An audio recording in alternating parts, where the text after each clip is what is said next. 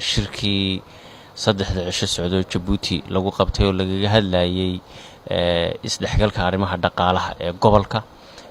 shirkaasi wuxuu ahaa shir muhiim ah oo isu keenay dhammaan aqoonyahan kala duwan oo Soomaaliyeed, dhammaan gobolka Soomaalida degta Soomaaliya, Djibouti, Ethiopia iyo Kenya, Soomaalida Kenya.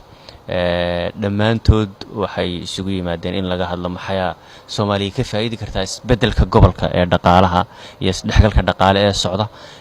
shir muhiim ah ayuu ahaa oo afkaar iyo aaraa la isweydaarsanayay. annaga dowladda federaalka ahaan waxay madaxweyne Farmaajo hormuud u yahay isdhexgalka dhaqaale ee gobolka ka socda. kaalin weyn oo muhiim ahna uu kaga jiraa, door weynna Soomaaliya waa kaga jirtaa.